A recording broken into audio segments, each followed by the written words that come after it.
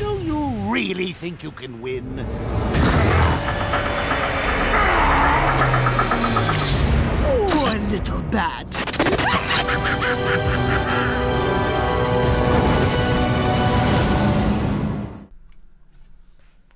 We open on a cold, rainy night. We see the bat signal come into frame as the foreboding and atmospheric music plays. This automatically establishes the darker, gothic tone the game is going for and shows the player what we can expect from this game. We continue to pan down to hear that the Joker has been apprehended by Batman at City Hall. The Batmobile speeds past as we see Batman driving the car as the Joker is giggling away. And there is so much build up to the actual asylum itself. The game then reveals Batman, and the costume is just pure perfection, feeling very comic accurate and also very modern and tactical as well. Batman walks the Joker down as the Joker is covered in darkness until we see him appear in the light. Hey, Sharpie. Love what you've done with the place. This opening is a great way to introduce the character and this world, and with the Joker, he even looks like what a lot of people envision the Joker should look like, and they are both voiced by the two most famous duo, Kevin Conroy, the greatest Batman to ever live, and Mark Hamill, the greatest Joker. Surprise! You fell for the old sick Joker gag, Batman. The Joker interacts with a security guard named Frank Bowles. Yo, Frankie, how's the wife and kids? You miss me? Shut it, clown! A lot of people here really want to talk to you. Joker addressing Bowles in a more friendlier way establishes that either the Joker is messing with Frank more than anyone else, or something more sinister at its core. Joker is acting very casually around everyone, to which Batman thinks something's not right.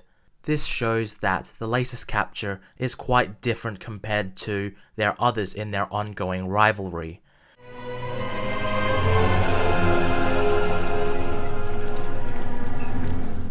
We then transition to gameplay, and while it would have been very easy to have just done it as a cutscene, especially now, making it more cinematic, the developers chose to switch to gameplay to escort the Joker. It builds atmosphere and tension while also keeping the player immersed in the game as it displays Arkham as a dark, claustrophobic island. We also introduce a recurring character in the Arkham franchise, Aaron Cash. There'll be time enough for you later, Cash. Joker seems to not like him as much as Frank. However, for the time being, the player is led to assume that the Joker has just got favorites, I guess. Joker also mentions, Speaking of time, tick-tock, tick-tock. Is that a crocodile I hear?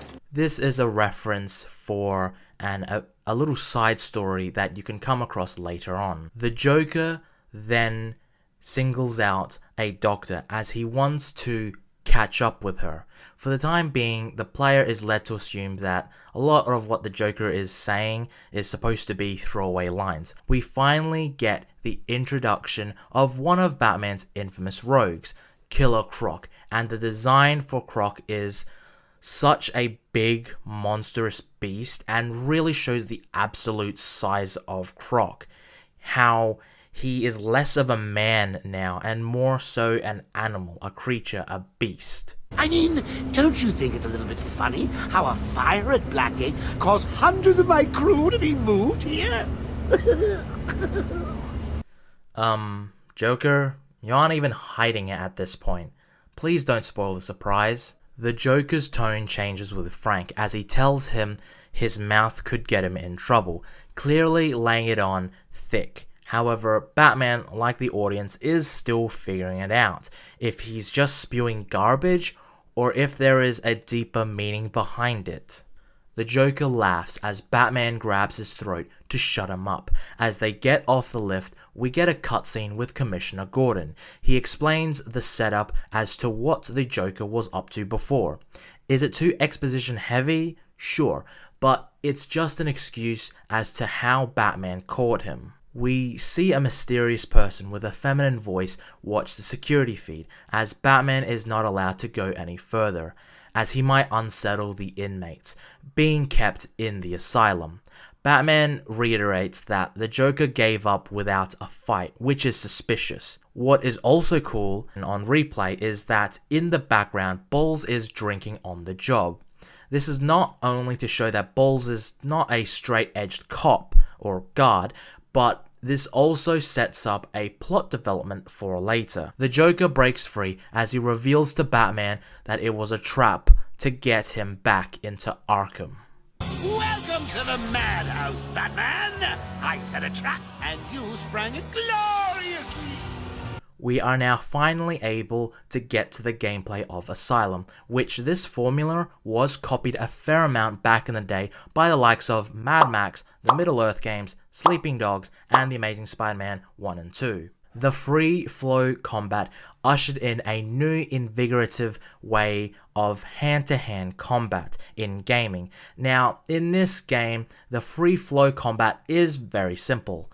Sometimes too simple. When fighting, at least on my PC, Batman wouldn't go in the way that I wanted. It could be just because I'm bad, but after playing the games after Asylum, it can be sometimes a bit hard going back. However, the core gameplay is very familiar, so it was easy to get back into the groove of the gameplay. This, of course, could be a me problem when it comes to the gameplay's simplicity. However, I do feel like City, Origins, and Night made vast improvements to the combat to make it more expansive while still keeping it very simple and easy to understand. By keeping the player incentivized, the developers implemented a combo meter so that it improves the amount of XP you get at higher points, as well as increasing the damage when you hit a certain point.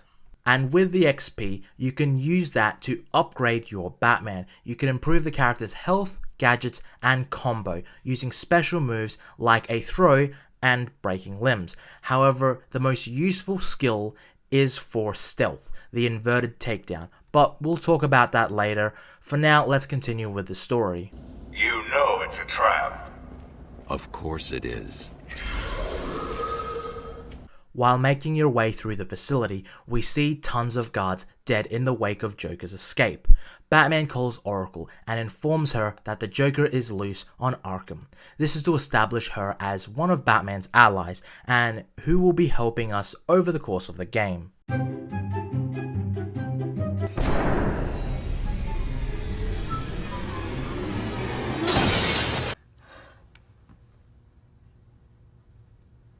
We get introduced to Victor Zsasz. Now, I had never heard of this character before I played it back in 2009, as I was only familiar with the movies and cartoons, and while Zsasz was mentioned in Batman Begins, he never left a lasting impact on me. However, playing the Arkham games, he left a much bigger impression on me with these games, just by his design and his unique kink.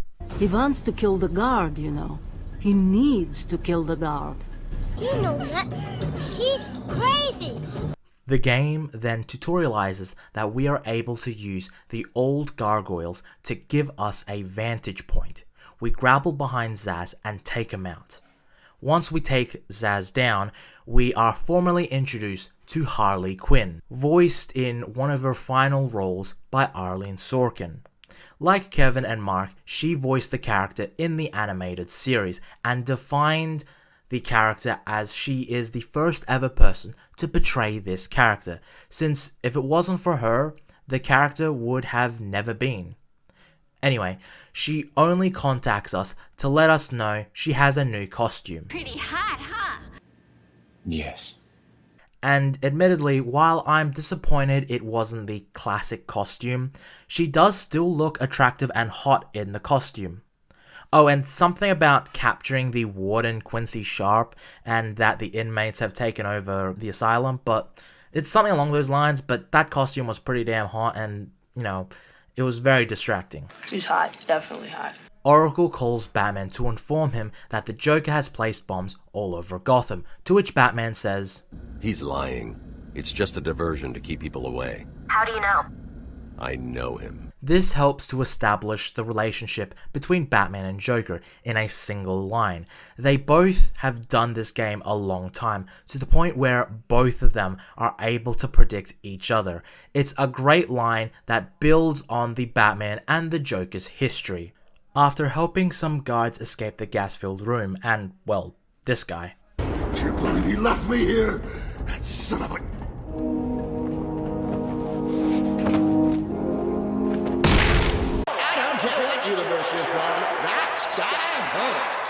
You finally catch up to the Joker and he releases a monster from the containment unit. For now, we don't know what the monster is, however, his attack pattern is very easy. When he is running towards you, you throw a batarang at the creature and he will still run into a wall. Punch him, then dodge away. The main thing you just need to do is dodging. Anyway, after fighting him for a while, his heart gives out and he dies. Well,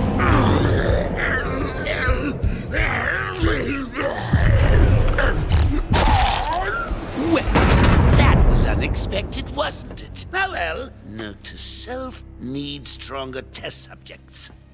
Seeing as how I'm feeling generous, I'll give you this one for free.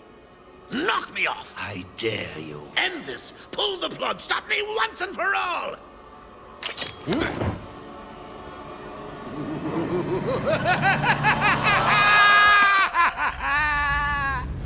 Oh, you're getting too predictable, Bats.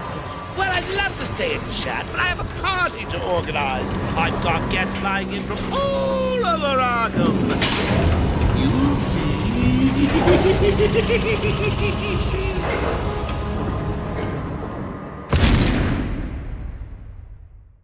This singular scene is pretty great, as it helps to establish the drips of information to the overall mystery behind the story, as well as reinforcing the dynamic between Batman and the Joker, showing how the both of them know each other inside and out. Batman, when given a clear opportunity, won't kill the Joker, as the Joker offers him a free kill. Joker then calls Batman as he is unable to pursue him because he has locked down the transporters. The Joker also tells us that Frank Bowles is actually working for him as he knocks out the commissioner. What an asshole. Batman informs Oracle as he heads back to the holding cells to see if he can get any clues. Batman then scans Frank's flask as we follow the trail hoping to find Bowles, Quinn and Gordon. See, told you that would be relevant later. While following the trail, we get this hilarious moment where the Joker answers a call from someone on the outside. Hello? What's happening there? I'm trying to contact Steve. Is he there? Hold 1 second. I'll see if I can find him. Thank you. I'm sorry. I've looked everywhere, but I can only find his head. I'll get back to you when I find the rest of them.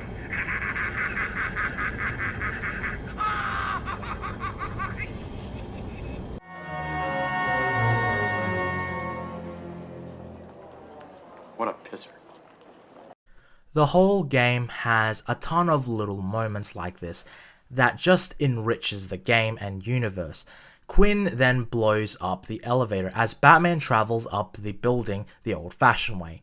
Frank then kills his other guards, and while the first two reactions are reasonable, the third reaction is unintentionally hilarious.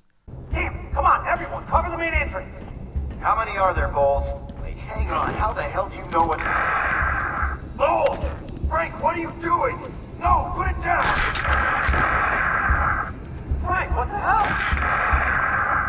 Batman then soon discovers that the Joker's henchmen have now got a hold of the guard's weaponry, so now Batman is able to detect armed hostiles as they are lit up with red in detective vision. Now with this new addition to the detective vision, we are then given our first stealth arena where the player is able to go up behind and take down the enemies, which is the most predominant way of taking down an enemy, a stealth takedown. However, you can upgrade a stealth skill in the upgrade progression and you can hang them up with a gargoyle, which is called the inverted takedown. What are you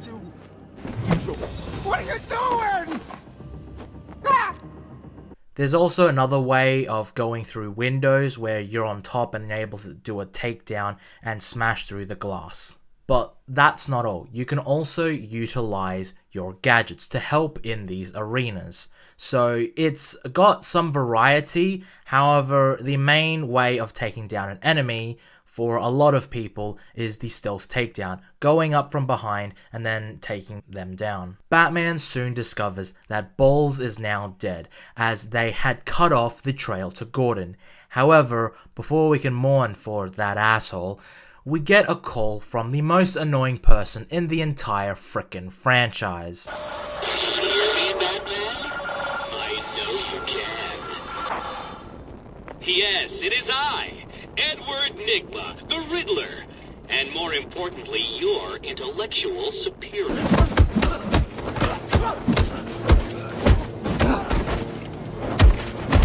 He informs us that he has set up challenges all around the island and we need to discover all of them. And this seems like a good place to talk about the Riddler portions of the game. So this is a sort of side mission, though it's technically an optional collectible hunt you can do during the main game, or at the end of the game when you have everything at your disposal. In this game, this is straight up a fetch quest. It pretty much is just that. All you just need to do is go up and pick Riddler trophies.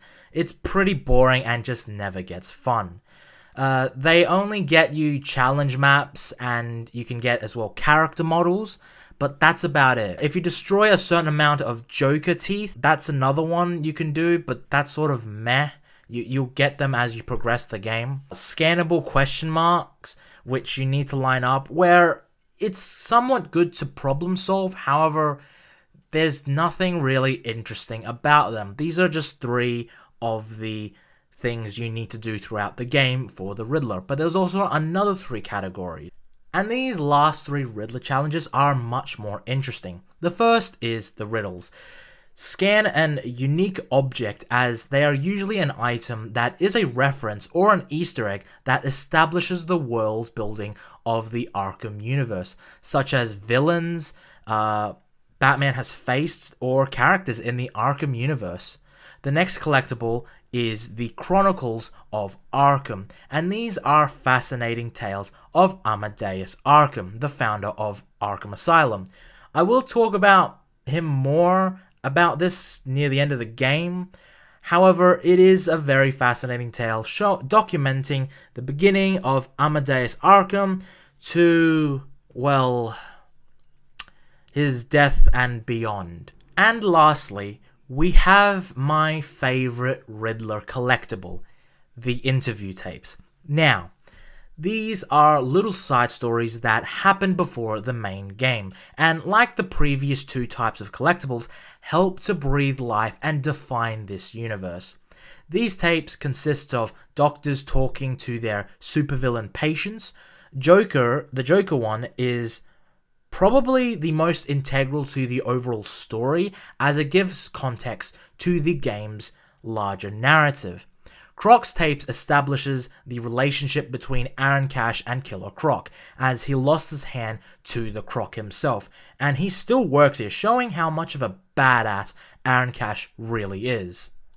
But there are all types of interview tapes that are really interesting. There's one with Jonathan Crane, where he starts interviewing the doctors that are trying to interview him. Then there's also a retelling of Mad Love in the Harley Quinn audio tapes. Harleen Quinzel. Call me Harley. Everyone does. Harleen Quinzel. I'm Joan Leland.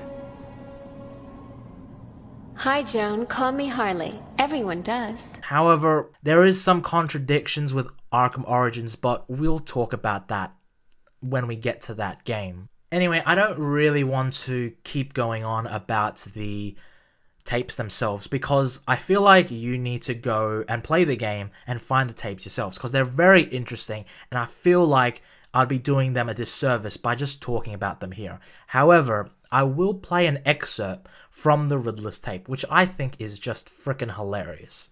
What is it that walks on 4 legs, then 2 legs, and finally 3 legs? A human being. As a baby, it crawls on 4 legs. As an adult, it walks on 2. And in later years, it uses a cane. Good try. But the answer to all 3 is a baby. True, it crawls on all 4s, but cut off its legs and it can only wiggle on 2 limbs. Give it a crutch, it can hobble around on 3. You see? It's horrible. How can you even joke about that? Easily, Doctor. It's not my baby. It's pretty dark, but I think the Riddler is just, in this set of tapes, is just fascinating. Batman escapes the building, and the game finally opens up, as you can explore the island for the most part. However, unlike the other games in the series, this game is still quite linear due to the lack of things you can do in the game. Besides the main story and the collectibles, that is essentially it. Not that I'm complaining though, I think that it's actually one of the game's strengths, as it's a very lean game. No fluff, no fat, just a very simple progression. As you progress the game, you can explore more of the island. It's simple, sleek, and effective. Perfection. However, I would be lying if I said doing the Riddler trophies was fun and enjoyable, and that is just straight up not the case. And his mocking towards you is ear-grating at times. After a certain point, you just want to end it. But yeah, besides the island slowly evolving as the story progresses, there's no endgame content, which is a bit of a shame, as the actual island is very moody and gothic, and that's what I absolutely love about Arkham Asylum, just the atmosphere in the game. We head over to the Batmobile, as Joker tells Harley and his goons to wreck the Batmobile, so that we can't escape off the island. We get our second gadget for the game, the explosive gel. Now, this is used to destroy certain walls to take down enemies in combat and to find Riddler collectibles. Now, like a couple of the other gadgets, this is probably one of the most integral gadgets to the whole franchise, as Arkham Asylum laid the foundation, and the sequels and even Origins made sure to incorporate these gadgets so it feels familiar. Batman is able to find one of Gordon's pipes that Barbara gave to him. Gordon left it so that Batman is able to track their location. While tracking down Gordon, we see 2 goons painting the visitor center, and this is another cool little detail that enriches the game.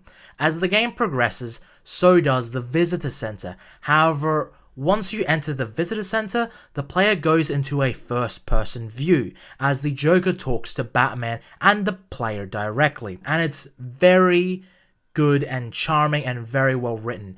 It adds a lot of character to this game. Just this detail is able to show a lot of care and attention the development team took when it came to this game. We finally track down the commissioner to the medical center. However, we can't get through. Hey, scram, bats! This is my me time. Where's Gordon? Wouldn't you like I'm to over know? here. Shut up! Ah, you crazy bitch. Harley! Ah! What's he doing here? It's too early! I'm sorry, Puddin'. Don't be angry with me. Mwah! Oh, you little minx. I can never stay mad at you. Sorry, B-Man. You'll have to find another way. Bye-bye now. This way's blocked. Better search outside for another way in.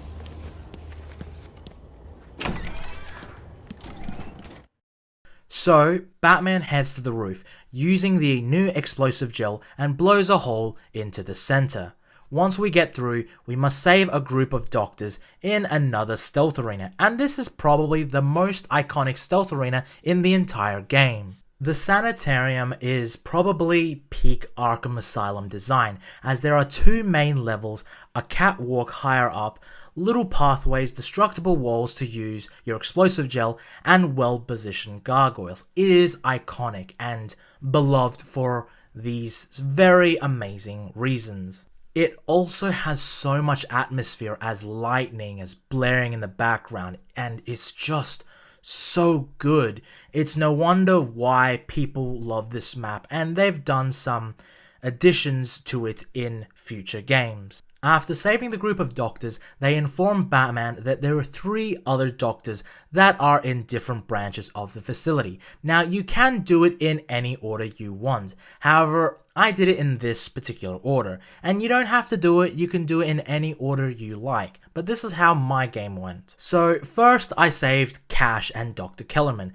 It's essentially very simple to the gas room before, except you need to destroy multiple fuse boxes to lower the gas so that you can glide across and progress the overall gas to going to 0. However, in order to get the last fuse box, it's pretty funny in all honesty.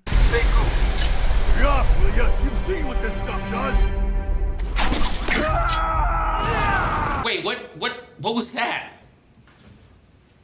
What? You just said you don't kill. Yeah, I know. It's like my one rule. Next, I saved Dr. Chen, where you are locked in and must fight a bunch of goons. It's a fun little combat arena, and it is very entertaining. It's nothing really spectacular, but it's fun.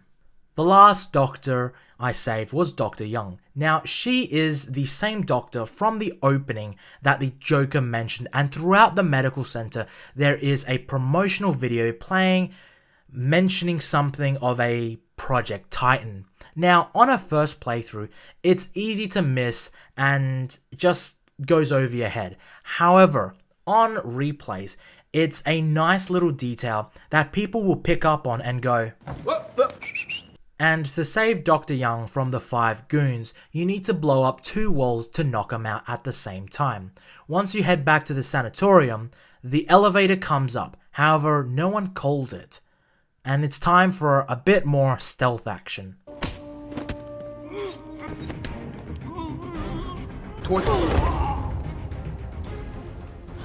Once they are taken care of, you head into the elevator as Joker talks to us again. Too easy. Oh, think about it. I got you trapped in a little metal box, hanging precariously over a deadly drop.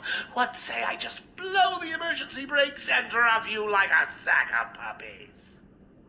Say goodnight, bats. Boom! Only kidding. Got a few more surprises in store for you. Prepare to face your fears. All of them! We then get this creepy introduction to Scarecrow, and it is really well done. It shows how psychotic and chaotic he is.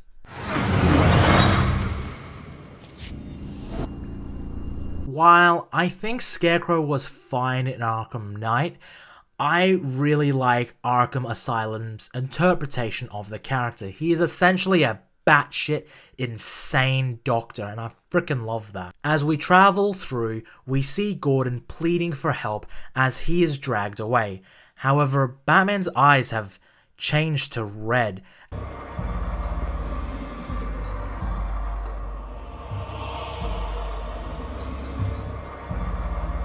I'm sorry, Jim.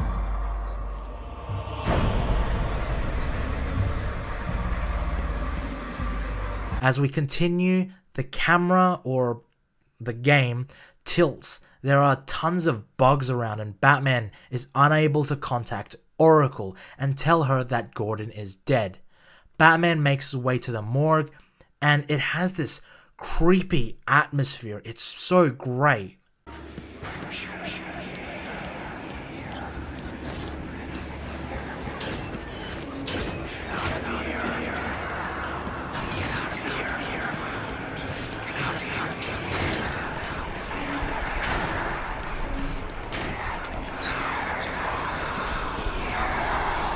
Once you decide to leave because you have no idea what you're doing, you leave and then you're back in the morgue again.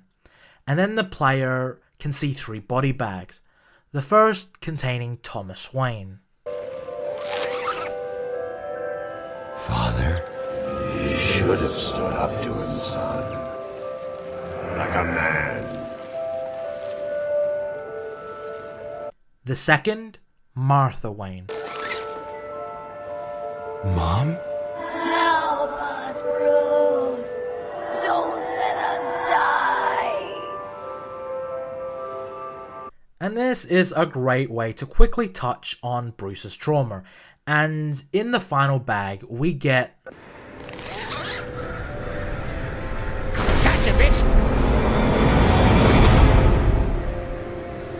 Once Batman comes to and turns around, he sees the morgue turn into some nightmarish fever dream. And this turns into a quick little 2D platformer as Scarecrow turns into some giant tower where Batman must make his way around while avoiding his light gaze.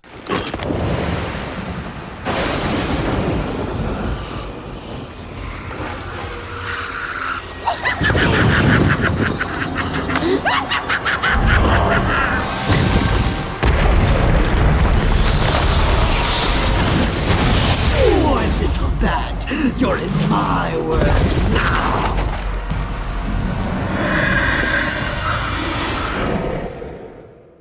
The main objective of this section is to get to the bat signal and use it to take down Scarecrow, thus overpowering the fear toxin.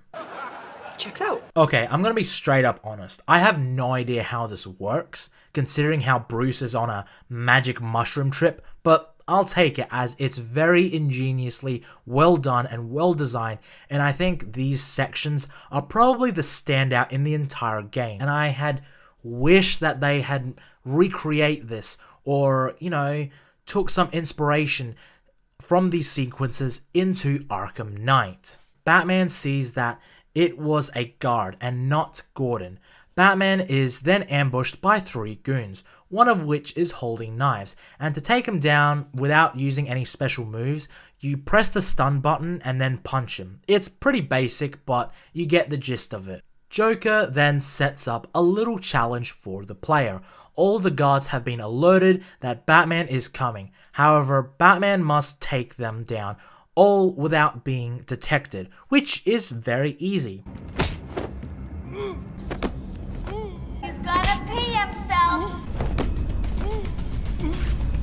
Once you save Gordon by knocking the shit out of Harley, Gordon then informs us that there's something downstairs. What a blabbermouth! Spoiling the surprise. Be quiet. Oh, am I getting to you? Am I? Good. You're going to love this next bit.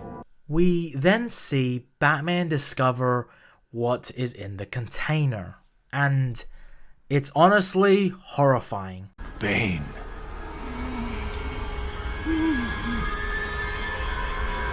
I thought he broke out of Blackgate. Cut me down. Who did this to you?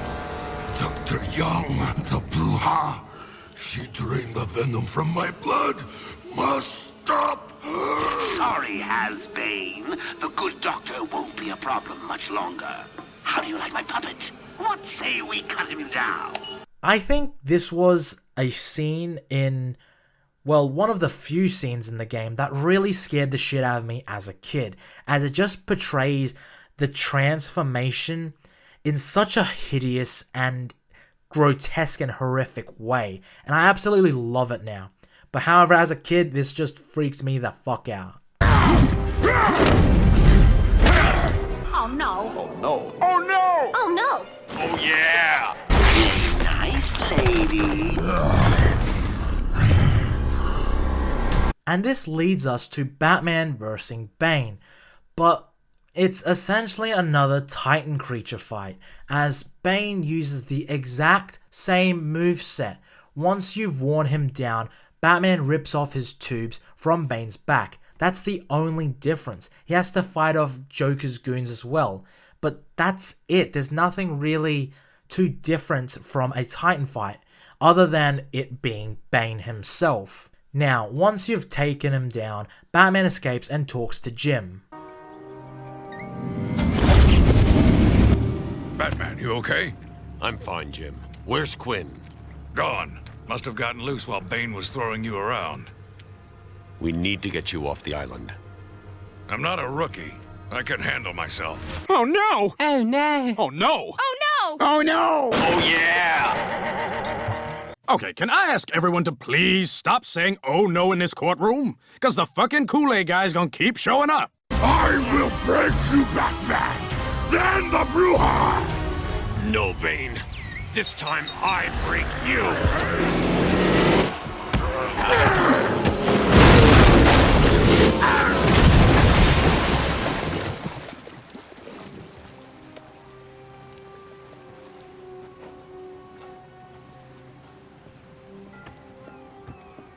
Jim, get back to the mainland. It's too dangerous here. I don't like leaving you here. Radio claims he's planted bombs all over Gotham. Gotham will panic. You're needed there. We're ready to go now, sir. Bane called Dr. Young Bruja. What does it mean? It's Spanish for witch. Batman then calls Oracle and tells her to find everything on Dr. Young as he heads to the cave. A bat cave on Arkham Island? I built it years ago. It's best to plan ahead for situations like this. How'd you manage to keep this a secret? It's me, remember? So do you think Dr. Young's been experimenting with Venom?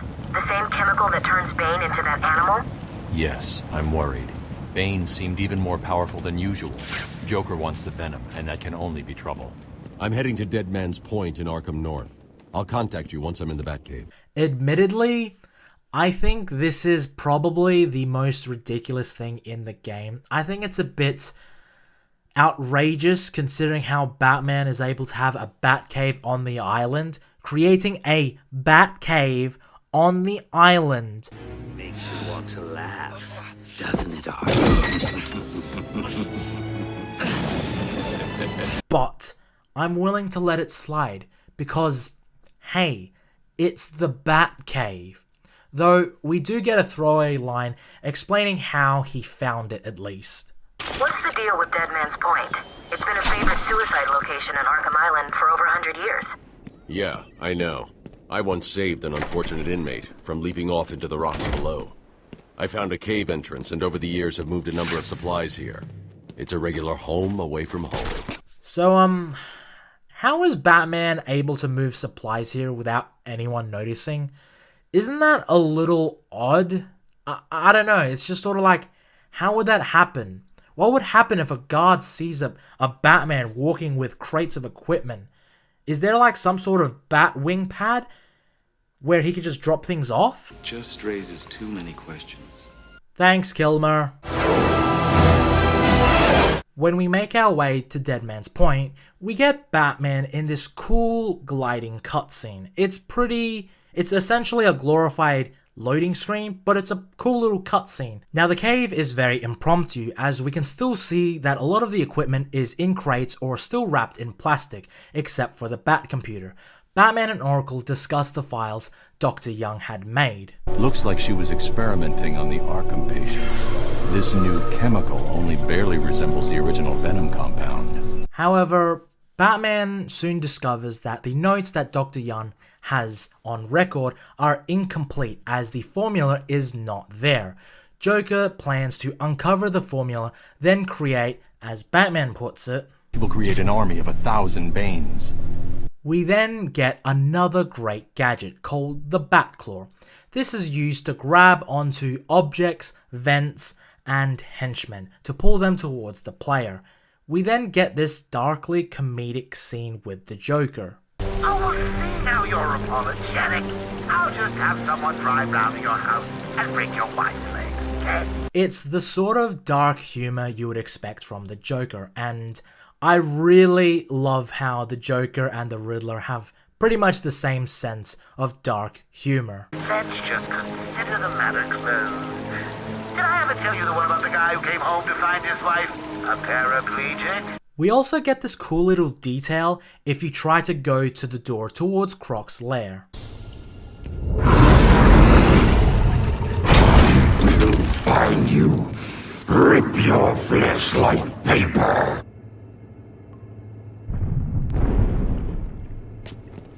This is a nice little moment as it will build to the encounter with the Beast later on in the game. Oracle then talks to Batman how Dr. Young was receiving payments until 2 months ago, before the event of this game, which she later on clarifies as the payments were declined. While climbing up Arkham's sewers, Oracle digs up that Dr. Young was going to quit working at Arkham and that the Joker had been threatening her. I'm coming for you. I want what I paid for. And then another joke about wheelchairs. Lovely. When we make it back to the surface, we now encounter a new form of enemy, which is the sniper. They are ultimately easy to get rid of, however, you do take a lot of damage when hit by them. Batman makes his way to the mansion, however, the henchmen have activated the gate. Well, look who it is. Yeah, big bad Batman. Come on, tough guy. Come and get us. I'll be back. What happened?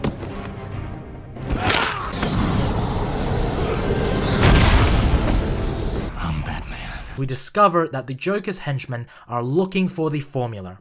We save the hostages from a goon, as it is revealed that the Joker has now put on his crew a collar. Well, they've got some other name, but, well, we just use them to monitor patients' heartbeats. If it drops too low, the alarm goes off and a crash team rushes in. And so does my crew if you trigger one. How do you like them apples, bats? Standing around in the... let's see... the West Wing. They'd be there now if they weren't busy knocking a little sense into cash. I'll tell you what, I won't spoil the surprise and let them know you're coming. This allows the Joker to track the heartbeats of all his henchmen, so when you take down one of his goons, it alerts the Joker as well as the other men to the henchman's location.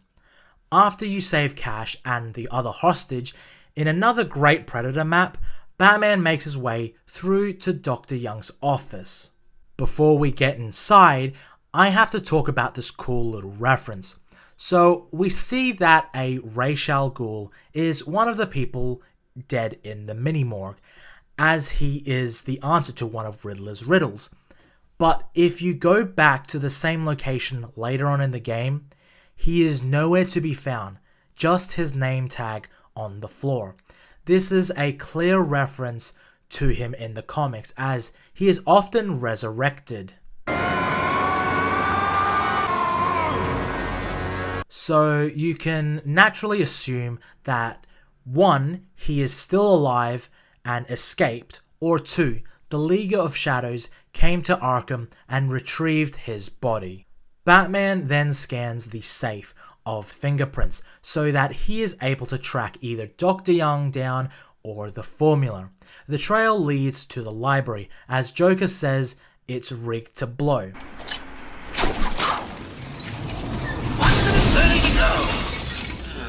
Gotta say, I'm getting bored already. Maybe I should just press the button. Only joking.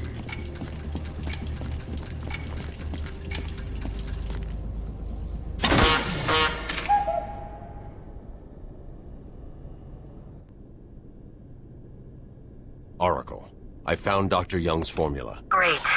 So does that mean you've stopped Joker? It's never this simple with him. As Batman destroys the formula, Joker says Zsasz has the Doctor. However, when Batman exits to pursue Zsasz and save Dr. Young, something strange happens.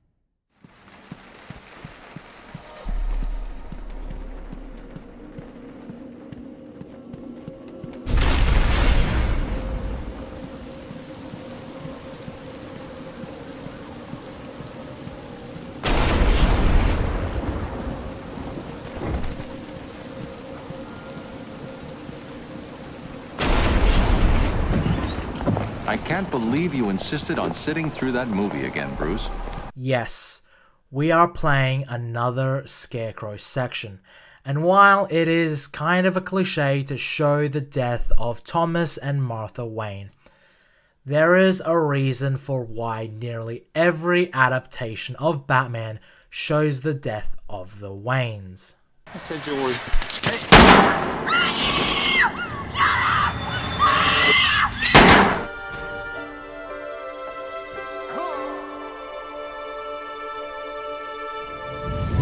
And it is very simple. It is one of the most important aspects to Batman as a character. The trauma that molded him into Batman. Why did you bring me here? This is where my parents were killed. No. This is where I was born. It was coming toward me. I was scared at first, but only at first. The figure in the dark was my destiny.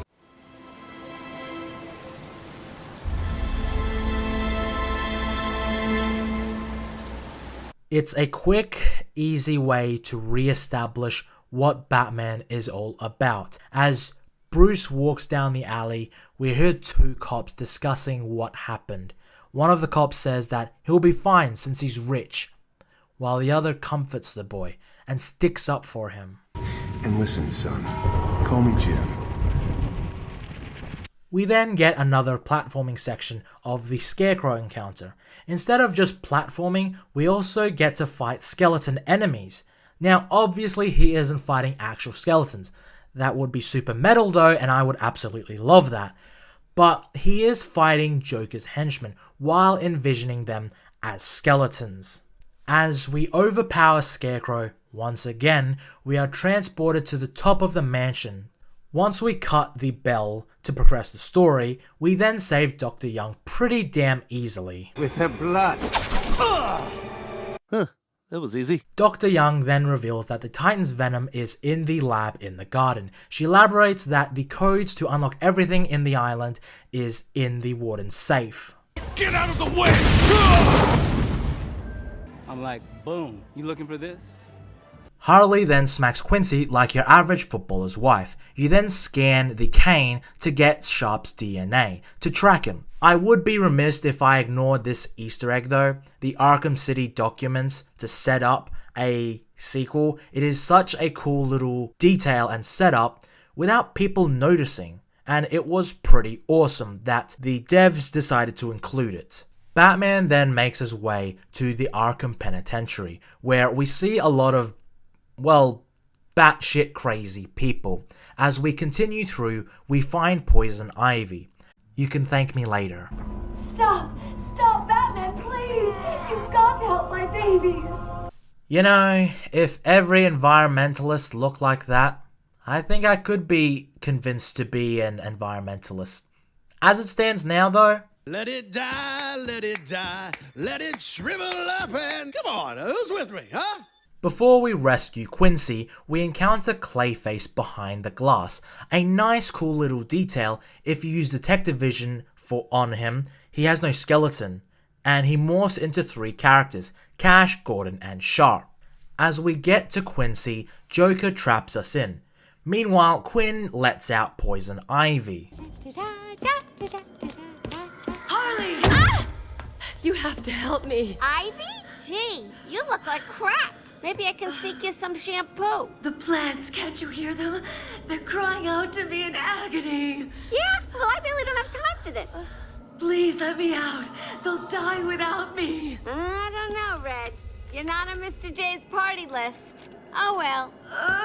Please! What the heck? I'll cut you a break.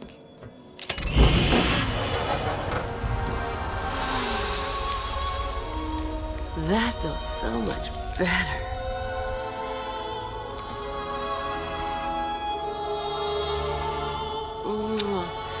You're welcome.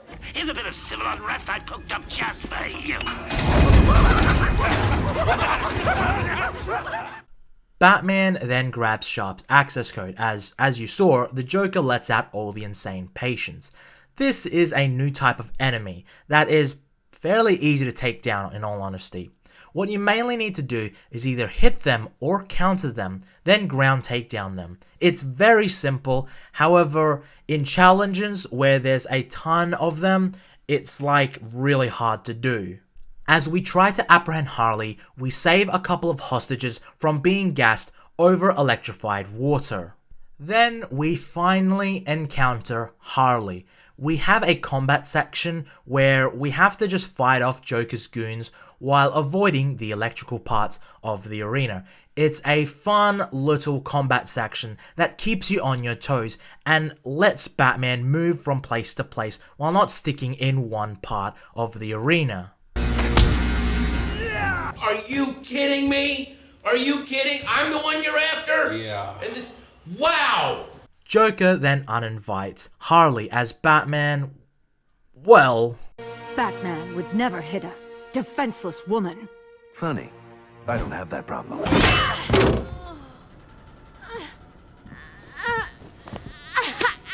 Hey, hands off the merchandise! That's my party list! Nice. Batman then scans Harley's hand. But here's a small little nitpick.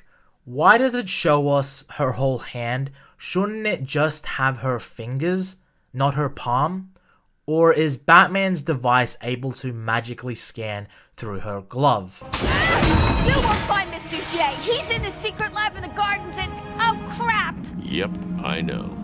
As Batman exits the penitentiary, the island is now overrun with the insane inmates. It's a nice progression to see the island change from guards to Joker goons to now insane inmates. We then make our way through the garden. We get another great Predator section. I swear, Rocksteady really did a great job with the Predator and combat arenas in this game. We then get a small cutscene between Batman and the Joker. You need to stop this now, before it goes too far. Stop? But everyone's dying to see what I do next. Let him go now. Very poor choice of words. Whoopsie! No! You really need to speed things up, Bats. At this rate, you'll never catch me! Once Batman deactivates the power, we go through the vent and make our way underneath the garden, as Joker is creating Titan.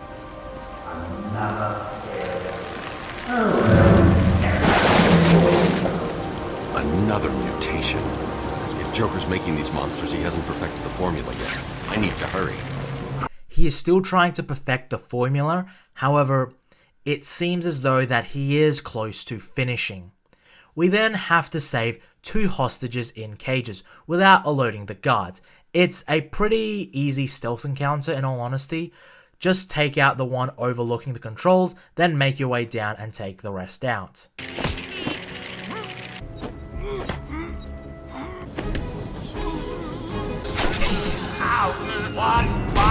Batman then unlocks the secret lab door and we face the Joker yet again. Once you take down the Titan henchman,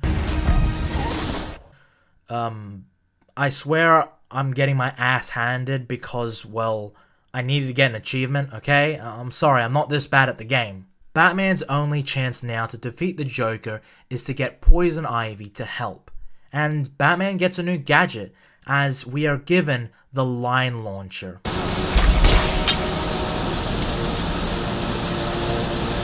Now, this is another staple of the Arkham games, as the line launcher is able to allow you to traverse long distances and wide gaps. When we finally make it out of the lab, we discover that the hostages we saved were killed by the Joker while we were fighting the Titan goons. It's a cool detail that I used to always skip past, but it's an awesome little bit where you could just completely miss, but it's just there to add extra depth to the game. Batman then makes his way to meet with the luscious redhead herself. I need you to help me create an antidote. Why should I? Let Joker have his fun. I'll enjoy watching you squirm. And it is a sign of maturity to to give people second chances. So I'm going to hear her out. There's a plant growing deep in Arkham Island. Only it can counter the effects of this Titan strain. Where do I find it? Oh, in Killer Croc's lair. You didn't think it would be easy, did you? Go back to your cell, or I'll be after you next. And I'll be waiting. So now, it's time to get down there and face the Croc. But before that...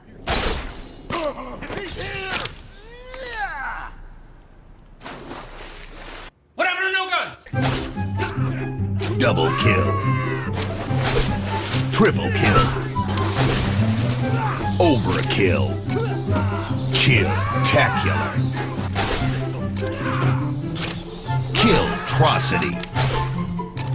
Killaman-jarring. As Batman exits the garden, the Joker says that he gave the plants some Titan, and now Ivy's plants have mutated and are taking over the island. This is why I invest in Weed Killer, and use it on all plants. We talk to Cash about alternative ways into getting into the Croc's lair, as he tells us to go through intensive treatment, and we utilize the Lion Launcher to get into the building.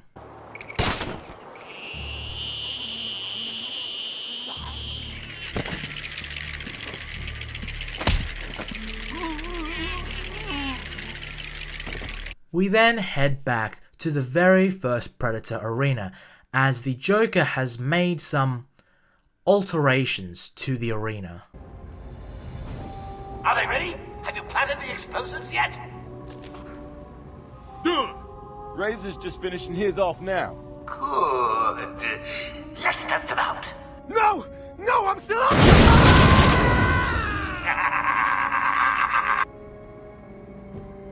As you see, the Joker has now booby-trapped the gargoyles, so it will make it harder to take down goons. What's funny is that this is the only time this happens. I don't think there is another Predator sequence that utilizes this function, so this is it. This is the only time he's booby-trapped the gargoyles, and I'm gonna be honest, it's kind of pretty terrible. Like, why do this? It would have been cooler had there been an upgrade where you can upgrade the suit to not detect you on the gargoyles. Therefore, you're able to bypass this. However, this is just in this arena. You don't use it any other times. So, what's the point of this? I know it's to make the arena difficult. However, if you don't use this again, it's just a gimmick. So, why do it? And I know that other games have this sort of feature, but in a game as tight as this, I feel like they should have expanded on this. Anyway, after clearing out all the goons, Batman makes his way through to get to Croc's lair. However, he starts to cough yet again. However, our game gets corrupted and we must go back to the opening. However, something is strange.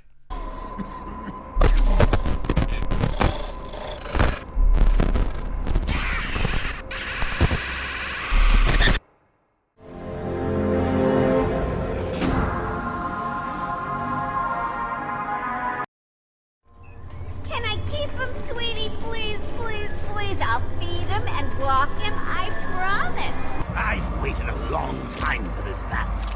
Let's start the party with a bang. And we even get a game over sequence with a very helpful hint. I can't find it! But it turns out to be, well, one of the biggest fake outs in video game history. This is essentially the player's biggest fears come to life. A corrupted game. So while the first two Scarecrow sequences focused on Batman's fear, this one was great as it took our fears and put them on display. It's a really cool moment that I think scared everyone back in the day. Like, I remember playing through it and I just freaked out. Like, I was so scared.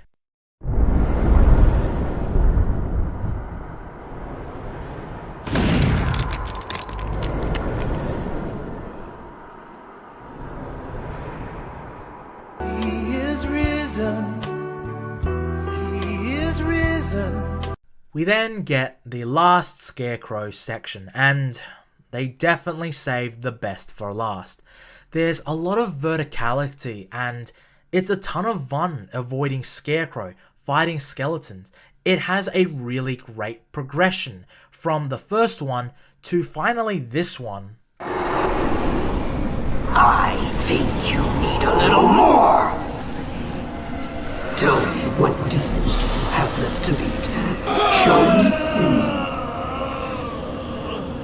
However, this one is not that simple, as before we're able to overcome Scarecrow, he gives us another dose, and Batman must face 3 waves of Joker's henchmen, which also includes 2 Titans. How are you doing this? You've ingested enough toxins to drive 10 men insane. What are you? I'm Batman. Anyway, Crane then says that he has his own scheme to drop toxins into the water and turn the whole city insane. This, sort of comes out of nowhere. I mean, okay, it's a riddle, I mean, you can find it, but there's no build-up to this plan. It just comes out of nowhere. As it stands in this, it just comes across as him being insane for the sake of just doing it. Like, I don't really think it's pretty interesting. Like, had we had a scene earlier to establish that, you know, he has plans of doing it besides, you know, those 2 encounters, it would have made it a bit more interesting. But the only hint of this plan is a riddle. That's it. And that sucks. And Batman then tracks him down to confront Scarecrow near Croc's lair. In the business, we call this foreshadowing. Too late, Batman. One step closer, and this goes into the water. Did you hear what he said just now? The cave will fill with your deepest, darkest nightmares, and you will never reach your precious venom roots. Don't do it, Crane.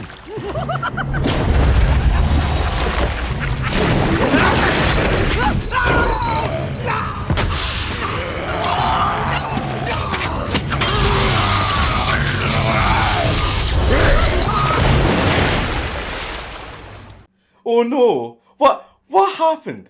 Oh no! How terrible! That's just awful! How terrible! Oh no! So that's the end of Scarecrow for this game. Kinda.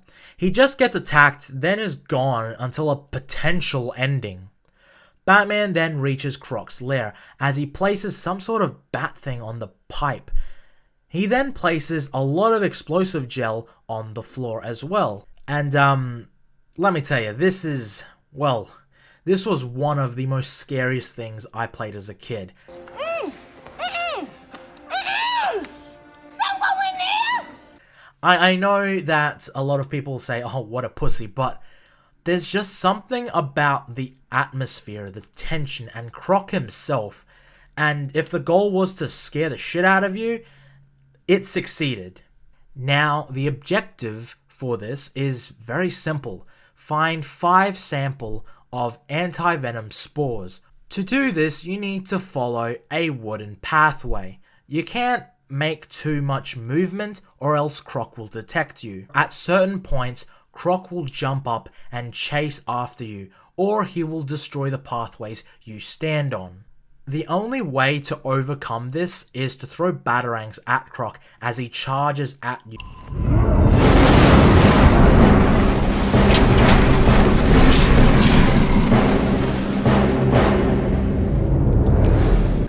Lord, I'm having a heart attack! Damn, this is some scary shit! Oh, I am scared! Or line launch over destroyed pathways. It's very tense, very claustrophobic and atmospheric, and yeah, as a kid it took me a while to play it. I would also like to include this scary ass glitch where I almost shat my pants.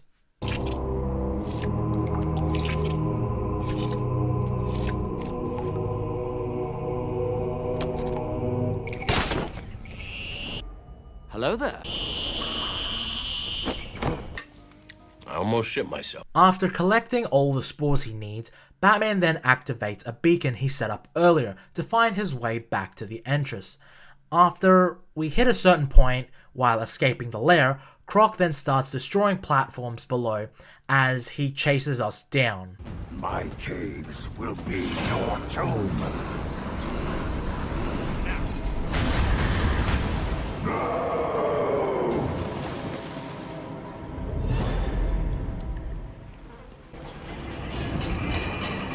I will find you!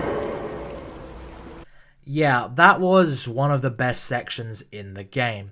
It wasn't a boss fight per se, but as a kid, this always got me, and I had to muster up a lot of courage to complete this section.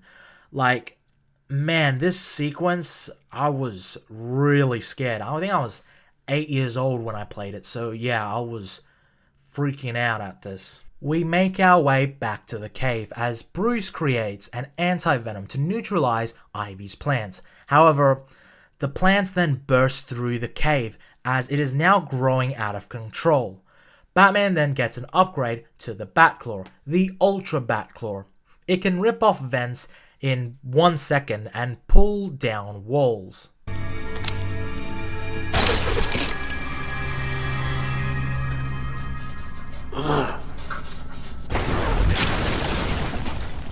The gadget is also able to claw 3 people at a time, which is a ton of fun. Also, can I say, I love this little detail about Batman. I love that over the course of the game, you can tell Batman is getting more ragged, as his cape is torn through, and he has tears in his bat suit, as well as the fact that he's growing a shadow over the course of one night. As we exit and make our way to the garden, Batman soon discovers another problem. Oracle, we've got another problem. What now? Two-Face? Riddler? Some kind of giant Joker robot? Unfortunately, nothing that simple. I'm at the main sewer junction, and it appears to be polluted with Titan. Why? What's he doing now? I'll look into it. The Titan water seems to be corrosive, but it shouldn't trouble the suit. What have you found out? I'm not sure you're ready for this. No, but go ahead. Joker's pumping all the waste product from the Titan process into that chamber. It acts as a kind of natural storage tank. Once it's full, it releases the water into the Gotham River. Normally, it's safe, but... But this time it's full of Titan. How do I stop it? I'm working on it. So, this is where I feel like the game has some padding. Personally, I don't really mind it. However, this does feel like a, oh, Joker has another thing planned moment. So, Joker's original plan was to create 1,000 Banes, like Titans, to take over the city. However, he is now trying to poison the water supply to infect the people of Gotham. But I just have one question. But why? I mean, in all honesty, he has no reason to infect people. And I know, Joker is the type of guy to spread chaos and fear and whatever. But this does feel like padding for the overall main story. Personally, I don't think this little sidetrack was needed. But I can understand putting it in to pad out the story, as maybe they just needed some extra fights. Anyway, to stop Joker's side plan, we need to shut down 3 of the pumps in order to stop the water from running. And the objectives to do the 3 pumps is kind of boring. You locate 2 of them in this combat section, and it's meh. In all honesty, there's nothing really too difficult about it. Like, it's over in a couple minutes, and that's 2 down already. Oracle, that's the second pump shut off. Just 1 more to go. And the last one is a Predator section, which is definitely the worst in the entire game. The section honestly does grind to a halt in this, and it is definitely the worst part of the story. I don't mind it, but it is definitely the part that is lacking in the entirety of the game. However, it does get redeemed by a pretty great combat section, where Batman is trapped in a fairly confined combat arena, as Joker sends elevator upon elevator coming down with Joker's henchmen, and it is a clustered space with a Titan. It's a fun combat section, and it can be quite challenging at times. Once you take out all of Joker's henchmen, Batman then heads up topside as it is swarmed by Ivy's plants and some of Joker's snipers. When Batman heads back to the garden, it's full of plants and just overran. So we have no choice but to destroy as many as we can for that sweet, sweet XP.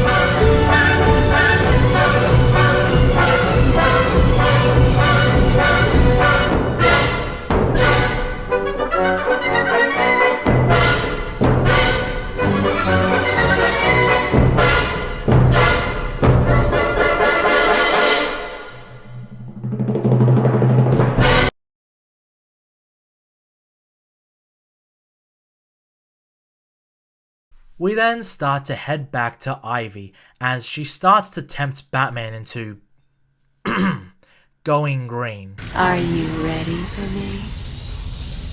Do you think you can handle me? Mark me down as scared and horny. Batman clearly knows what's up as he rushes to fight her weird tentacle vines thing.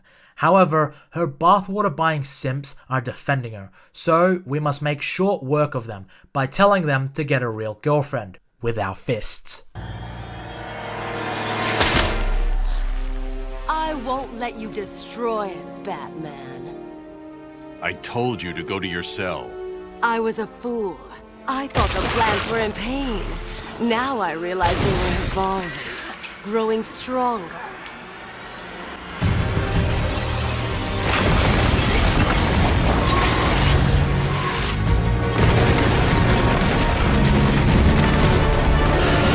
And now we'll grow together.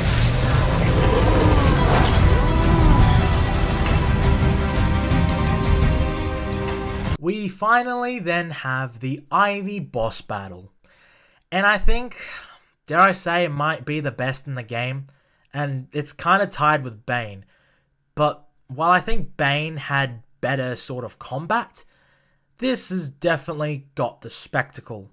Ultimately, the bosses in Asylum were not great, but for a first game, they are fine, I guess. And to defeat Poison Ivy, it's pretty damn easy. Basically, avoid her vines attacks while throwing your battering at her. You deal more damage while her little capsule opens as she mocks you, or rather laughs at you. After avoiding her vines and spore lasers, you spray explosive gel on her capsule, then detonate it. The second wave is very similar to the first, except you get to fight off her army of simps. Enjoy this while you can. It's the deepest you'll ever be in a woman. Yeah, well, you're dead, so... Damn it! Batman books it as fireworks light up the sky to celebrate coming this far from the Joker. No, it's been a long, hard night, but good news! Party's about to start. We've got something for everyone. Music, dancing, chemicals that create monsters. You don't want to miss it. So get your ass over to the cell block, or you'll miss your final surprise.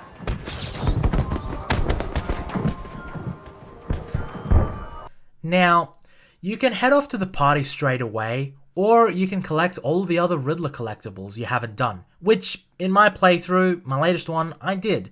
So let's start off by talking about the Chronicles of Arkham. Like I said before, scanning the Chronicles of Arkham, it details the life of Amadeus. However, as the Chronicles progress, it becomes more obvious that some of these are more in the present day, as he mentions people reminding us of people like Croc, the Joker, and Harley. However, it is very unlikely to be Amadeus, as he would be long dead by this point. By the end of this, he directly talks to Batman himself, as he says we have likely to deduce who had been drawing up all these chronicles. Batman, as well as the player, should know, as his voice is very similar to a character we know, Quincy Sharp, as he reveals that he is the spirit of Amadeus. Why did the warden take off so quick? I thought you told him to stay put.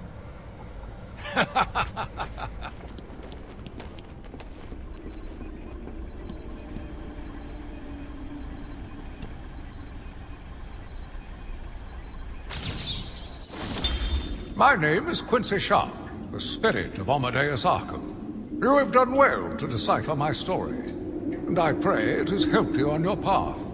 I trust that through my writings you will do what is right. Please, I implore you, continue my work. This city deserves a savior. Continue my work. But unfortunately, this got retconned and he was just brainwashed into thinking he was the spirit of Amadeus. For me, personally, I think it's such a huge cop-out. However, this is never mentioned again, which is such a huge shame. Moving on to the Riddler himself though, after collecting most of the Riddler's collectibles, Batman sends Riddler's location to the cops. Once you collect all of them, you get this humorous moment, and it is kind of funny. What? You did it? You must have cheated. There is no way you could have beaten me. Well, you asked for it, Batman. My final challenge for the whole of Gotham is just seconds away. What? Seconds? The police? You cheat, Batman. You couldn't have outsmarted me. Please, open up! No. Listen, open the door, now! Now! Down on the ground! Down on the ground!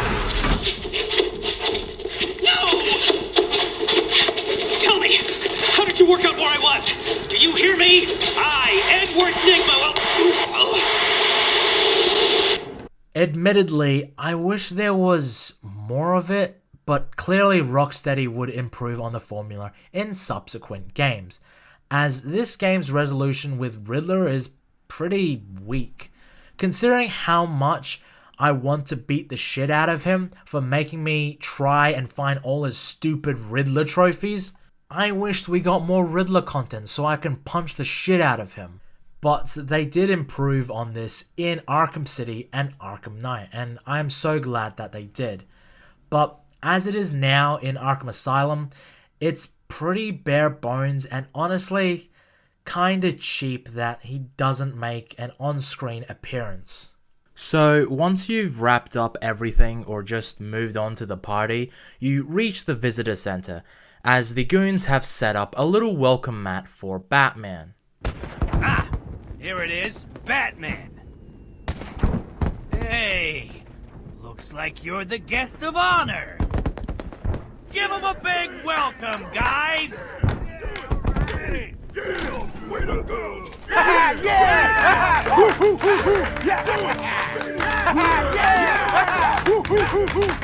And you can clearly just walk past all of them and that would be it. However, he's Batman, so of course he's gonna beat them up.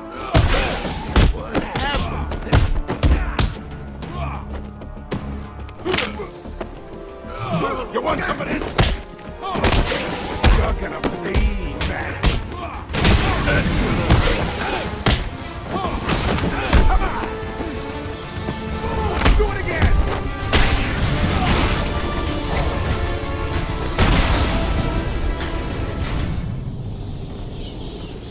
Once you make it through, the Joker talks to you through the TV like all the other times you visit. Are you excited, Bats? I mean, we've been building up to this point all night.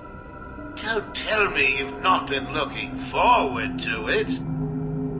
I know I have. Surprise! Everyone always said I should be in television. Now, this is actually a pretty great reveal. However, it makes me wonder, were the other times just Joker statues, or was it actually the Joker himself? The Joker then starts to count down as we get blasted.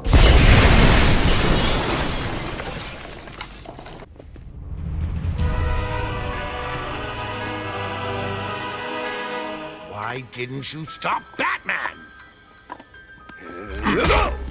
Me? It was your plan, you goofy clown.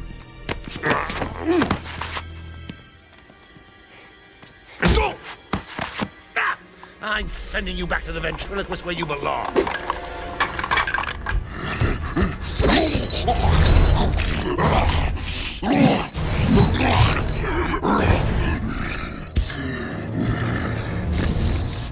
You had to spoil everything, didn't you? Beating up Bane, feeding Scarecrow to Croc, slapping around Harley, my hobby by the way, and ruining all my lovely Venom plants. It's over, Joker. Over? Why, my dear delusional Dark Knight, it hasn't even begun.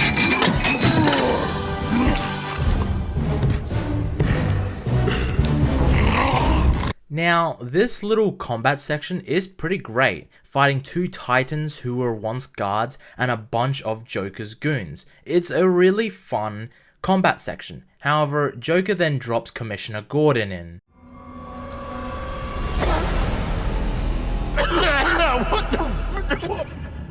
I mean, we can assume that it could have been Joker's henchmen that got him before he escaped the island while on the boat. However, I would have at least liked a line explaining it or acknowledging how they were able to get him. As it is now, it just comes across as, oh yeah, he's still in the game.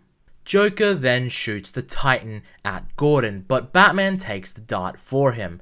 However, Batman is able to resist the change longer than most others. So, you want to play hardball, Bats, do you? Your call. Pickle, pickle. No! Oh, you're ruining my big night! Months of planning down the crapper! I just wanted to bring down your grim facade and for once let you see the world as I see it, giggling in a corner and bleeding. But you've denied me even that. I have nothing to live for.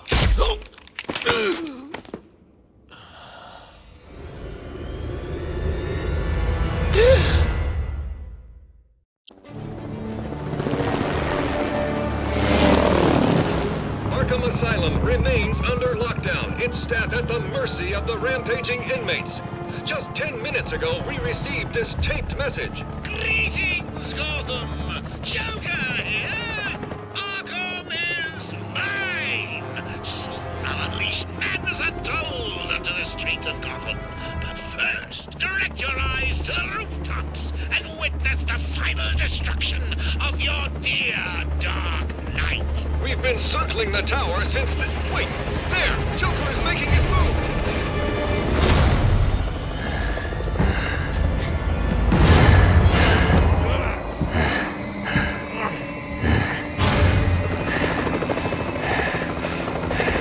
Showtime, Batman!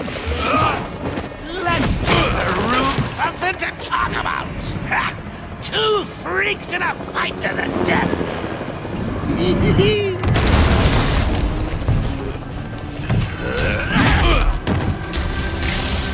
And for one night only, please welcome our special guest referee,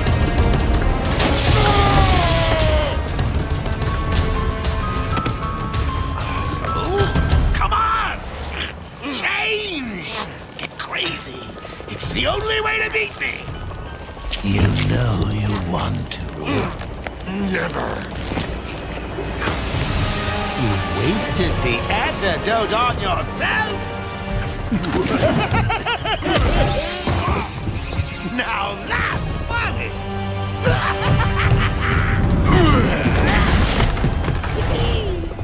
Hysterical! But you still spoil my fun, and for that, I'll paint Arkham with your blood. We then get this Titan Joker fight. What can I say that hasn't already been said? It's clearly the worst fight in the whole game. All you need to do is fight 2 waves of goons while Joker throws bombs and equipment for his men. Then Batclaw him 3 times when he turns his back on you. Avoid his hits, and then that's it. It is the worst climax in the entire saga. With the other finales, they did have a sense of variety and uniqueness. This boss battle just feels lazy, and I'm glad they improved it in the sequels, as those ones had their own flavor to their own finale and suited their particular games. This just feels so tacked on. The boss battle does feel lazy, and it just sucks because after such a great, unique, and atmospheric contained game, I wish we had a Predator sequence where we had to take on Titan Joker, as well as a combat sequence to take on Combat Joker. You know, something to, include all of your abilities and things you've learned. In this, however, it just comes across as, oh yeah, we gotta do this 3-wave boss battle. So, after falling through, we get the final cutscene for the entire game.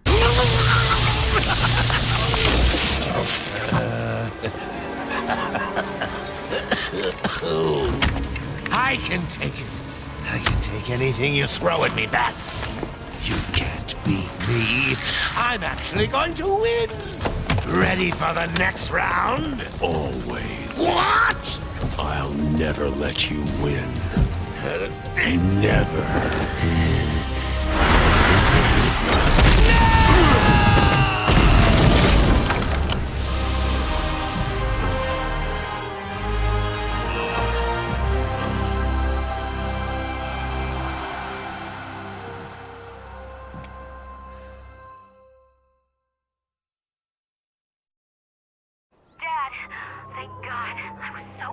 I'm fine, Barbara.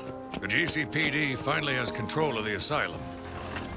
Doctors are treating the injured, but it looks like it'll take some time. All super criminals are back in custody. Quite a mess in there.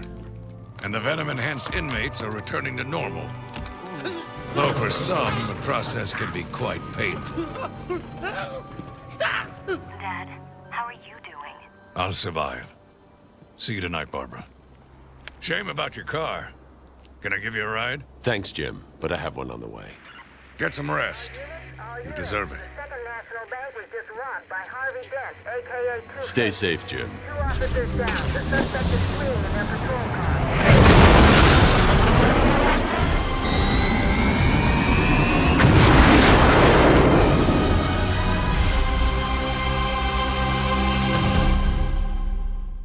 And now we have completed Arkham Asylum, but there is a post-credit scene where you can get one of 3 scenes. This is where a Titan crate is floating across as one of 3 villains will grab onto it. The first is Killer Croc, which is kinda lame as we already knew he was alive. The second is Bane, which is not bad, however the fact that he's relegated to a side mission in the next game and a riddle in the final game is lame, admittedly. Although he was awesome in Origins, so I will give props there. And finally, Scarecrow. Now, Croc makes sense and so does Bane, due to their enormous build. However, the fact that Scarecrow was alive was very surprising and always caught me off guard when I did get this cutscene, and he would return in a big way for Arkham Knight. Now that the game is done, you can now do challenge maps and look at character bios, as well as character models in the game. And some of these are very, well detailed.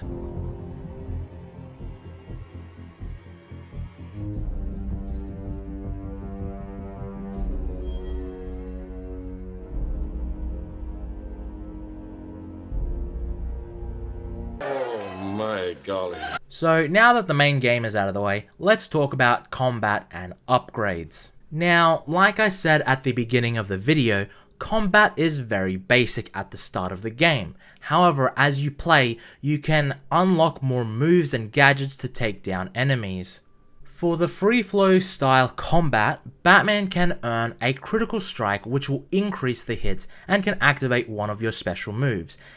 Either the special combo throw, where you throw an enemy at another or just throw them away once your combo is high enough, or a special combo takedown, which just breaks a dude's limb. There's also the special combo boost that reduces the amount needed from an 8 combo to a 5 combo, and that can activate one of the special combo moves early. The combo Batarang, where you're using it after a 3 times combo, you can continue your combo without any break to it. And finally, the critical combo strike, which deals double damage after a 3 times combo.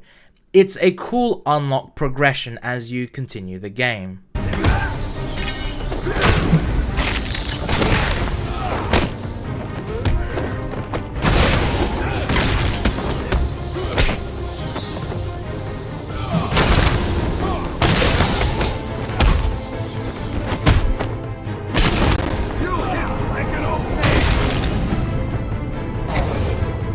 There's also your basic health / armor upgrades, and you can unlock 4 of these. Gonna be honest, you don't really need this if you know what you're doing when playing the game.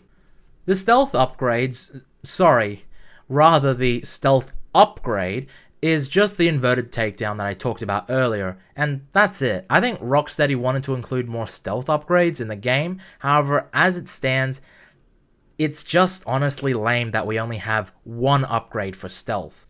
Now, there are a ton, and I mean a ton, of upgrades and alternate gadgets for the Batarang. One of which is the increased power to the Batarang, which is able to knock them out for longer. There's also the Sonic Batarang, which, yes, it's a stealth upgrade, but it's technically a gadget upgrade, so I don't want to hear any split hairs over it. Essentially, with this upgrade, you're able to lure an enemy in and then shock his stupid ass. It's pretty fun. And then there's the remote control Batarang, so that you can play catch with yourself.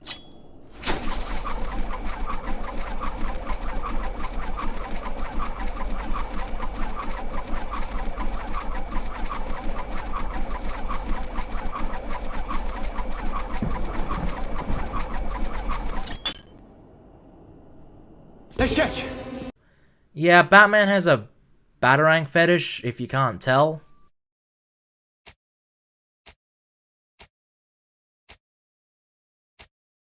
Fetish shit! The explosive gel has some pretty good upgrades.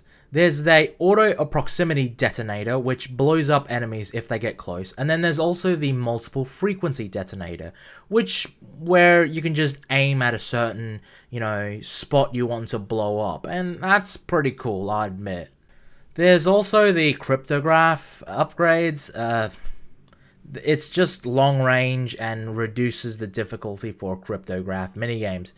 Gonna be honest, you don't really need these, but if you want to get them, it'll make hacking easier. So if you have a problem with the hacking minigame, I recommend getting at least the reduced difficulty one. The long range one is kind of pointless, admittedly. Maybe that's a hot take, but I don't really care for the long range.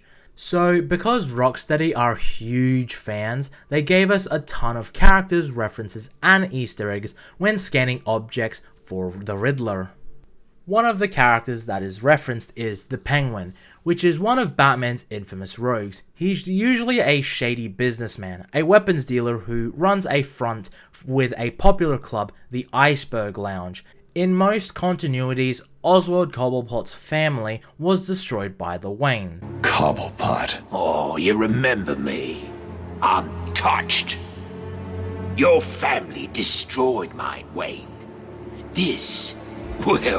Let's just call this good old-fashioned revenge. Now, I haven't been particularly familiar how they destroyed him. Usually it's because of, family reasons, and I know the Telltale version, which essentially, Thomas Wayne was a huge dick. There's also another character, another one of Batman's classic foes, which is Two-Face. He is well known for being a man with two personalities. One which is fair and honest and serves justice in a sense, and then the other being cruel and evil. Now, Two-Face was once Harvey Dent, Bruce Wayne's best friend. However, after a horrible encounter with the mob, half of his face was, scarred, for a lack of a better term. And this just brought out the monster that was hiding beneath the surface. Now, the only way he decides anything is with a simple coin toss. Batman, I knew you wouldn't let this slide. Remember when I had the principal? Remember when I told Gordon we should arrest you? Said we shouldn't work with vigilantes. You promised me we'd crush crime in Gotham within the year. Was I ever part of the plan? Or was I just a distraction? A pretty boy lawyer the mob could focus all that hate on, while you tore them apart. We even have lesser known villains like the Great White Shark, Ratcatcher, and Prometheus. And Prometheus is probably the one I really am interested in.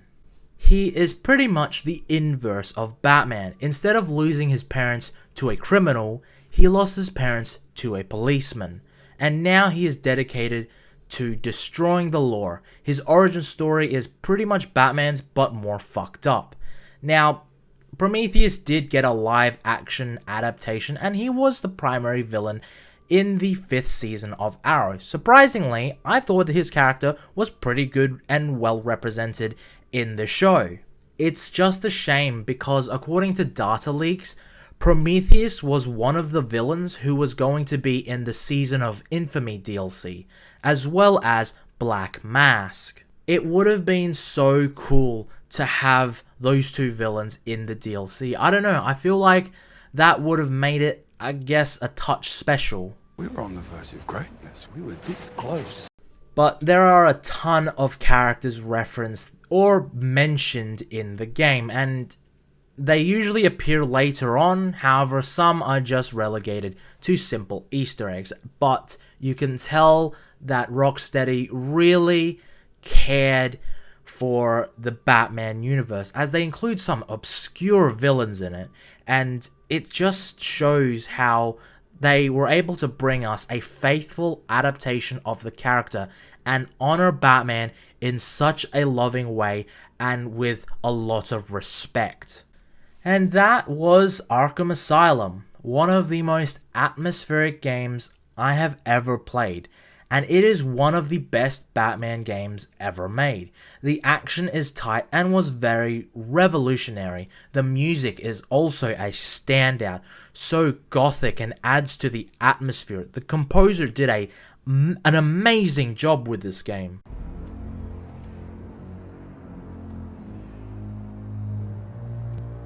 The story, while lightly flawed, was mainly well paced and had a great mystery and storyline, and the stealth was amazingly fun. What really surprises me is that this game is over 10 years old and the gameplay feels very fresh and very simple. It's simple yet intuitive. Batman Arkham Asylum is a massive love letter to the character and treats it with gameplay as well as story with respect. This game also feels like a sort of best of when it comes to the game, as it helps better represent a more accurate comic book adaptation of the Batman universe. Facing down villains like Bane and Poison Ivy, who appeared in the worst Batman film, Scarecrow, who was underused in the live-action appearance, and Killer Croc, who was never adapted. Another thing about the game is that this also has such an animated fan's dream wish list. I mean, come on, playing as Kevin Conroy's Batman, going up against Mark Hamill's Joker and Arlene Sorkin's Harley Quinn. This is essentially the best Batman the Animated Series game we ever got. Of course, in later games, it does take a different direction as it forms into its own universe. The story is also nearly flawless, with the exception of disabling the pumps. The story runs through at a very smooth pace, and every progression makes sense and is very logical. You know, that is until the Joker wants to pump Titan into the city for no other reason than chaos. The only other real flaw in the game is technically the Joker fight at the end. I mean, obviously there's the boss fights that aren't as good. However, the Joker fight was definitely the most egregious and the worst out of everything. It is just boring, uninspired, and honestly, very, very dull. But again, let me reiterate, the boss battles in Arkham Asylum was not great, let's be honest. I mean, they can be somewhat entertaining, however, they're pretty flat in all honesty. As City and Origins really do improve on the boss fights, as they feel a lot more bigger and they require a sense of strategy. They have a real depth to it. In this game, it has a really basic strategy. Throw batarangs. If Joel Schumacher had a grapple fetish, well, this game has a fucking batarang fetish. I mean, you use your batarangs constantly. You use it on Joker's Titansmen. You use it on Bane. You use it on Poison Ivy. You even use it on Croc. You don't use them on Scarecrow because you never have a proper fight with him.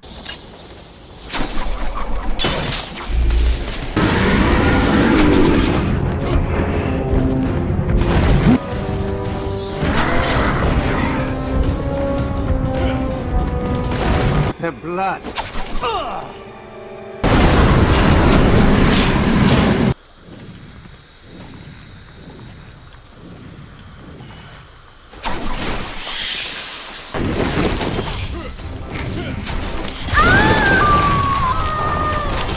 And the Joker, you just need to Batclaw him. Another flaw in the game is the king of nerds himself, Edward Nygma. Now, I feel like in City and Night, because they added more content to the side missions, it made it much more better, as you're able to go wit to wit with him and do a lot more other activities. In this game, however, it's a simple collectible hunt. That's nothing special, and it's just not as engaging. And lastly, let's talk about the endgame. After you're done with the game, you can explore the island. Sounds awesome, right? Well, it would be if they implemented NPCs and people to fight. Besides picking up Riddler collectibles, there's nothing to do. There's no Joker's goons, there's no Ivy plants, there's no insane inmates, or even a guard for that matter. It's just barren, boring, empty environment. The post-game is really lacking. I feel like had there been guards or some enemies still around, it would have made it a bit more tolerable to explore the island. However, after you're done with the main game, you just need to pick up the Riddler collectibles, but it will get monotonous at that point. That is definitely the reason why I suggested getting trophies before seeing the Joker. Now, granted, it would be as boring too, but at least there's something to look forward to. In this, you're just going around, hunting things, for no good reason. And besides, you know, it's a lot better to do it beforehand, that way the Riddler doesn't frickin' complain about you being cheating like every fucking time. Stupid idiot.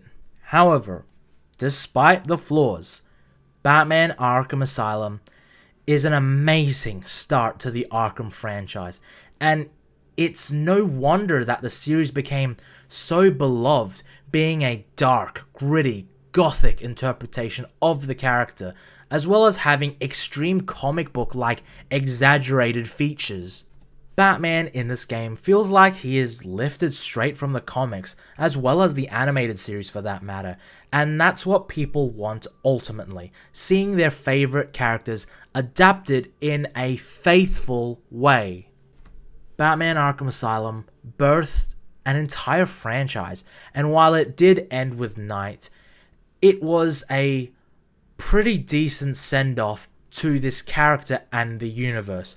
I'm glad, I'm so glad Rocksteady haven't touched this franchise since then and will... Wasn't expecting you to come in fun size. Do not touch us.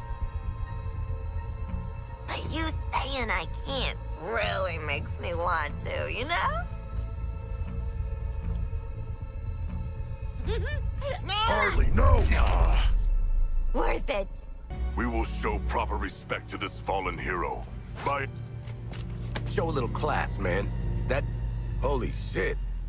Congratulations. Nah. Didn't you hear?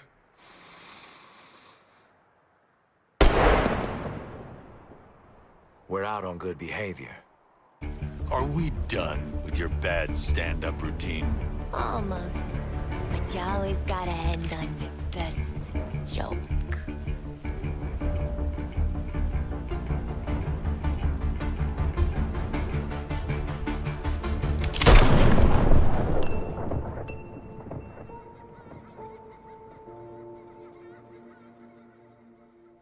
It'd be funny if it weren't so pathetic.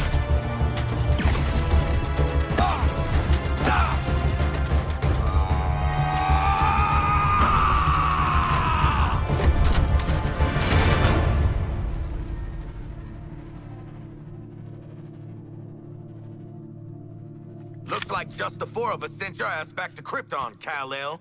Gonna stay tapped out this time? I really hope he's dead. Come on, live in the moment, Boomer. Well, we only went and did it, you bloody beauties! We killed Superman! Hell, we murdered the whole Justice League! No, what the heck, I'll laugh anyway. Thank you all for watching. I really appreciate you taking the time to watch my video. It really means a lot to me. Please like, comment, and share the video. It really helps with the algorithm and helps me keep going with this sort of YouTube hobby.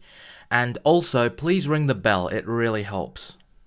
Comment below what your thoughts on this game was, considering how it is essentially one of the best Batman games. But how does it rank in your Batman ranking out of the Arkham video games? Please let me know. I'd really like to hear it. But once again, thank you all for watching. I really appreciate it. Please all take care and have a good one.